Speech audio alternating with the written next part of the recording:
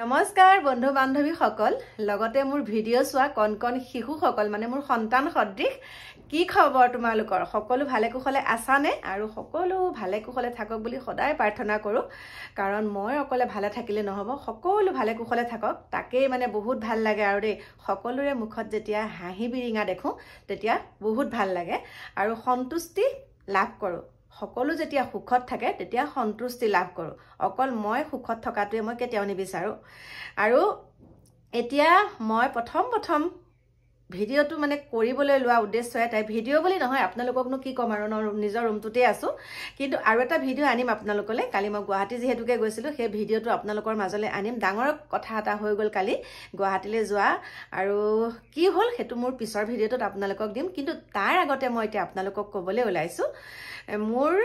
কিছুমান ব্যক্তিগত কথা বুলি নহয় মানে আজিকালি সমাজখনত হৈ থকা কিছুমান ঘটনা দেই মোৰ অভিজ্ঞতাৰ ফালৰ পৰা কৈছো আৰু যেতিয়াৰ পৰা মই আপোনালোকলৈ ভিডিঅ' আগবঢ়াও মোক বহুত সহাৰি জনাইছে আপোনালোকে মোৰ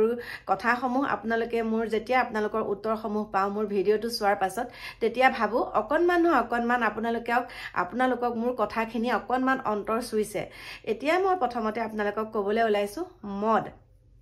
প্ৰথম ৰিজনটোৱে হৈছে মদ আৰু প্ৰথম যেতিয়া আপোনালোকক ভিডিঅ' দিছিলো মোৰ শৈশৱ কালৰ পৰা এতিয়া বৃদ্ধা বয়সতে আৰু শৈশৱ কালৰ পৰা মই কি পালো কি নাপালো মদৰ পৰা দেই মই প্ৰথম কথাটো ক'বলৈ হলে যেতিয়া মই শৈশৱ কালটো অতিবাহিত কৰিছিলো প্ৰথম মই চকু মেলিয়ে চকু ফুটাবলে বুজি পোৱা বুলি কয় যে বুজি পোৱাৰ পৰাই মই মদৰ লগত খেলা কৰা ছোৱালী হয় মদৰ লগত খেলা কৰা বুলি নহয় মানে মদ কেনেকে খায় মদ খোৱাৰ পাছত মানুহ কেনেকুৱা পশুলে পৰিণত হয় মদ খোৱাৰ পাছত মানুহ এজন কেনেকে বা মানুহ এগৰাকী কেনেকে পশুলে পৰিৱৰ্তন হয় সেইটো মই শৈশৱ কালৰ পৰাই দেখিছো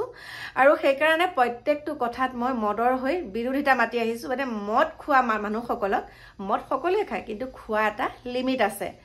মদ 100% ভিতৰত 80% খায় বুলি কৈছো কিন্তু খোৱাৰ এটা লিমিট আছে এতিয়া মই আপোনালোকক কৈছো এই মদৰ কাৰণে এখন ঘৰ ধ্বংস হৈ যোৱা মোৰ চকুৰ আগত দেখিছো মোৰ ওচৰে পাজৰে দেখিছো মদে মানুহক কি কৰে মদৰ পৰা আমি কি পাইছো আৰু কিখিনি হবলৈ এতিয়া মদৰ পৰা গৈ আছে দেই এতিয়া আজি অলপ দিনৰ আগত 5-6 মাহ মানৰ আগত আমাৰ একদম চটৰ ওপৰত মই প্ৰথমটো মোৰ পৰাই আৰম্ভ কৰিব লাগিব কথাটো হয় প্ৰথম চটৰ ওপৰত এটা ভিডিঅ' বনাইছিলো মই একদম আমাৰ চটখনৰ ওপৰতে ভিডিঅ' বনাইছিলো আৰু পাছফালে এটা মদৰ বটল আছিলে মানে আমাৰ চটৰ ওপৰত মই কিয় মিছা কথা নকওঁ মই সঁচা কথাটো কমেই ওপৰৰ চাটৰ ওপৰত মই এটা মদৰ বটল দেখিছিলো মই যেতিয়া ভিডিঅ'টো ওপৰত থাকি বনাইছো মোৰ সেইবিলাক লক্ষ্য নাই মদৰ বটলটো যে আঁতৰাই ল'ব লাগে নাজানো দেখিলে সেইটো কি কথাটো কিন্তু নোখোৱা বস্তুটো হয় নে নহয় মদৰ বটলটো এডভাৰটাইজ দিছ সেইটো কথা হ'ল মই কমেন্টটো চালু থৈ দিলো মানে মনত ইমান হেৰি ভাবে কলে আৰু তাৰ পাছত আমাৰ যেতিয়া কাকু মাইনাহঁতৰ বাৰ্থডে হ'ল আজিকালি ল'ৰা ছোৱালী অকণমান এনজয় কৰিছে সেইটোত মই কিয় চকু দিব লাগিব হয় তাৰ পিছতে কেকটোত মানে চিম্বল কিটা আছিলে কি মদৰ কেইটামান চিম্বল দি পেলাই মানে কেকটো সজাই দিছে তেহেঁতৰ লগৰ ছবিক এনেকে আছিলে বহুত আছিলে বাৰ্থডেত দেখিছে চাগে আপোনালোকে তেনেকে মিলাই দিলে আৰু সেই কথাটোৰ পাছত মোক এনেকুৱা তুলা ধনা কৰিছে তোৰ পুতেৰে মদ খায় তোৰ পুতেৰে আমুক কৰে তামুক কৰে কিন্তু এটা কথা কওঁ দেই আজিলৈকে মদ খাই পেলাই মোৰ ঘৰত তেনেকুৱা কাৰো লগত কাজিয়া পেচাল নাই আৰু মই জনাত মদ নেখায় খালেও মানে যদিহে খায় নেখায়টোতো নেখায় কিন্তু আজিকালি ল'ৰা ছোৱালী খাবও পাৰে যদিহে খায় কিন্তু মই আজিলৈকে গম পোৱা নাই মেইন কথাটো কিন্তু সেই পৰিৱেশটো পাপাকৰ পৰা কাকুৱে পোৱা নাই মেইন কথা ঘৰখনৰ পৰা পাব লাগিব পাপাকৰ পৰা পোৱা নাই বাকী কাকুহঁতৰ লগত যিমানখিনি লগ বন্ধু থাকে তেখেতসকলকো তেনেকে খোৱা মই দেখা নাই গতিকে মই সেইটো মোৰ ল'ৰাটোক মই কিয় খাইছে আমুক কৰিছে তামুক কৰিছে বুলি কম গতিকে মই তাৰ প্ৰত্যুত্তৰটো তেতিয়া লগে দি দিলো তাৰ পাছত এতিয়া মই দেখিছো মদ খোৱাটো দেখোন অপৰাধ নহয় কিন্তু মই বিৰোধিতা কৰিছো মদ খোৱাটো অপৰাধ একোখন ঘৰ ধ্বংস হৈ যায় কিন্তু মই আজিৰ পৰা ময়ো মদ খাবলৈ বাধ্য হলো মোৰ টোপনি নাহে মই কথাটো কৈছো মোৰ টোপনি নাহে মোৰ বহুত চিন্তাই আৱৰি ধৰে সেইকাৰণে মই মদ খাম মাক দেউতাক ঢুকালেও মদ খায় সুখতো খায় দুখতো খায় সুখতটোতো মদ খায়ে আজি একদম ফূৰ্তি ল'ৰাটোৱে এনেকে পাছ কৰিছে পুৰা মদ একদম পাৰ্টি মদ খালে দুখতো খায় মানে মাক ঢুকাই গ'ল যোনসকলে তাৰ শ্মশানলৈ যায়, যোনসকল মাক দেউতাক ঢুকালে ধৰক, এতিয়া কৈছোঁ আৰু ঘৰত কোনোবা ঢুকালে শ্মশানলৈ যেতিয়া যায়, যোনসকলে তাত শ্মশানত মানে কামখিনি কৰেগৈ, তেখেতসকলকো আজিকালি বোলে মদ খুৱাব লাগে। গতিকে ভালতো মদ, বেয়াটো মদ, কিন্তু সেই মদ খোৱাৰ পাছত এতিয়া চৰকাৰে কি কৈছে যে মদখিনি, কৈছোঁ মই আপোনালোকক সুন্দৰকৈ কম কথাখিনি, যে মদৰ কাৰণে যেন যিমানখিনি ঘটনা হৈছে সেইখিনি ঘটনা একোখন ঘৰটো ধ্বংস হৈ গৈছে, সেইখিনি চৰকাৰে দায়িত্ব ল'বনে নলয়। চৰকাৰে যে আজিকালি নিৰ্ধাৰিত কৰিছে 4,000 লিটাৰতকৈ বেছিকৈ মাহেকত মদ বেচিব লাগিব, আৰু মদৰ পৰাই তেওঁলোকে বেছিকৈ কৰটো পাই থাকে। হয়, মদৰ পৰাই পইচাটো চৰকাৰলৈ বেছিকৈ যায়। গতিকে চৰকাৰে মদৰ পৰা যিমানখিনি পইচা আহৰণ কৰে, যিমানখিনি পইচা পায়, মেইন কথাটো কি, আমাৰ জনতাসকলক জানো মৃত্যুৰ মুখলৈ ঠেলি পেলাই তেওঁলোকে পইচাটো আহৰণ কৰি থকা নাই? এই কথাখিনি ক'বলৈ এটা কাৰণে বাধ্য হ'লো, একোখন ঘৰ যেতিয়া চকুৰ আগত ধ্বংস হৈ যায় মদৰ কাৰণে, কিন্তু চৰকাৰে যিটো পদক্ষেপ লৈছে এইটো কেতিয়াও গ্ৰহণযোগ্য নহয়। গতিকে মই আপোনালোকক এটা ভিডিঅ' শুনাই আছোঁ, আহক সুন্দৰকৈ শুনি লওক, আহক। প্ৰকৃতাৰ্থত আমি মদাহীকেই প্ৰকৃত সন্মান দিব লাগে। মদাহীয়ে মদ খাই ঘৰত উপদ্ৰৱ কৰিব পাৰে, কিন্তু এই মদাহীয়ে আমাৰ দেশ চৰকাৰ চলাই আছে। আৰু এতিয়াৰ পৰা এটা নিয়ম কৰিছে যে প্ৰতিখন সুৰাৰ বিপণীয়ে 4,500 লিটাৰকৈ তেওঁলোকে প্ৰতি মাহে মদ বিক্ৰী কৰিব লাগিব। অৰ্থাৎ তেওঁলোকক এটা নিৰ্দেশ জাৰি কৰা হৈছে আমাৰ চৰকাৰে, অসম চৰকাৰে। আৰু চৰকাৰ এনেধৰণৰ এটা সিদ্ধান্ত গ্ৰহণ কৰিছে যাৰ দ্বাৰা যাতে মদ বেছি বিক্ৰী হ'ব লাগিব আগতকৈ। অৰ্থাৎ আমি এতিয়া ভাবিছোঁ আমি মদ নাখাওঁ, কিন্তু এতিয়া আমিও মদ খাবলৈ শিকিব লাগিব, কাৰণ আমাৰ দেশ মাতৃৰ স্বাৰ্থত আমি মদ খাব লাগিব। দেশ মাতৃৰ স্বাৰ্থত মদ খাই আমি দেশখনক বচাব লাগিব। আৰু যি দেশৰ আৰ্থিক দিশ টনকিয়াল কৰিবলৈ হ'লে আমি সকলোৱে এতিয়া মদ খাব লাগিব। আৰু এতিয়া আমাৰ মদেই জীৱন। আমি শিক্ষাৰ কথা নকওঁ, এতিয়াও আমাৰ বহু বিদ্যালয়, যি বিদ্যালয়ত এতিয়া যি পুনৰ মেৰামতি ধুমুহাৰ পাছত যি টিংপাত ফুটিলে, সেই টিংপাত ফুটা টিংপাত সলনি কৰিবলৈ চৰকাৰৰ টকা নাই। কিন্তু চৰকাৰে যিহেতু এতিয়া মদৰ দ্বাৰা তেওঁলোকে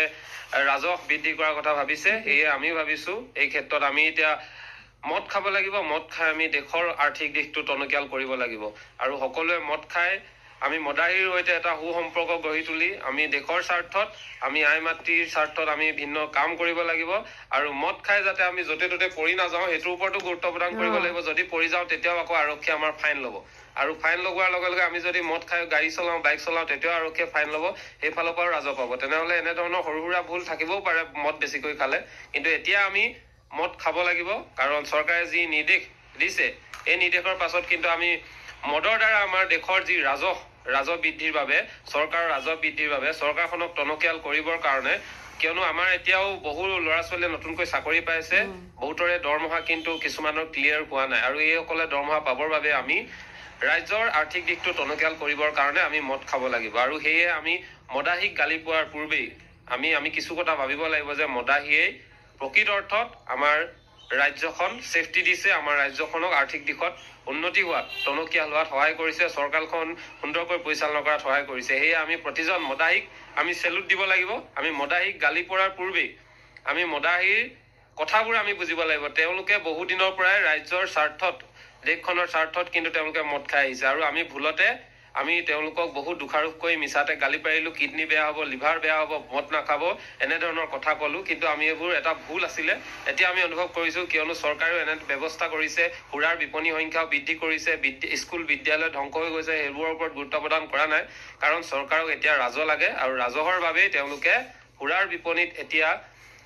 4,500 লিটাৰ সুৰা বিক্ৰীৰ বাবে নিৰ্দেশ প্ৰদান কৰিছে। আগতকৈ অধিক বিক্ৰী কৰিবৰ কাৰণে নিৰ্দেশ প্ৰদান কৰিছে। আৰু এই নিৰ্দেশ মানি চলি আমিও এতিয়া মদ খাবলৈ শিকিব লাগিব। মদ খাই আমি দেশৰ স্বাৰ্থ সুৰক্ষিত কৰিব লাগিব। ধন্যবাদ। আৰু এতিয়া আপোনালোকে সকলোখিনি শুনা পালে, কি সুন্দৰকৈ সেই ল'ৰাজনে এটা ক্ষোভত, ইমান এটা ক্ষোভত এনেকুৱাখিনি কথা ওলাইছে, প্ৰত্যেকখিনি কথাই সঁচা। গতিকে আপোনালোকক সুন্দৰকৈ শুনালোঁ, তাৰ বিচাৰটো আপোনালোকে কৰিব। আৰু এইখিনিতে মই মহিলাসকললৈ এটা আহ্বান জনাইছোঁ দেই। সকলো মহিলাই যেতিয়া আমাৰ মুখ্যমন্ত্ৰী ডাঙৰীয়াক মামা বুলি মাতে, ময়ো বাৰু মামা বুলিয়ে কৈছোঁ। মহিলাসকলক এটা কথাই অনুৰোধ জনাইছোঁ যে আপোনালোকেতো ইলেকশ্যনৰ সময়তেই হওক বা কেনেকুৱা হাত উজান দিছিলে, ঘৰৰ কাম বন তেনেকেই পেলাই আপোনালোকে মামাৰ পিছত একদম প্ৰচাৰত নামি গৈছিলে আপোনালোক। হয়, আপোনালোকতো একদম মামাৰ কাৰণে প্ৰচাৰত কেনেকুৱা নামি গৈছিলে, ঘৰৰ কাম বন এৰি যি আছে থাক, তেনেকেই থাক, আৰু একদম মামাৰ প্ৰচাৰত আপোনালোক নামি গ'ল। কিন্তু এতিয়াতো পাকঘৰটোত আপোনালোকে সোমাব পাৰিছেনে নাই বাৰু? এই যে মূল্য বৃদ্ধি হৈছে, 1 কেজি আলুৰ দাম 30 টকা, আৰু বেলেগ চব্জিটো 50 টকাতকৈ তলত নায়েই। গেছৰ কথাটো ক'বই নালাগে অৰুণোদয় পায় আপোনালোকে 1250 টকা বাৰু 1300 ধৰিলো দেই আপোনালোকক মামাই আমাৰ চতুৰ মামাই আপোনালোকক 1250 টকাকে অৰুণোদয় আঁচনিটো দিয়ে আৰু এতিয়া গেছৰ চিলিণ্ডাৰৰ দাম কিমান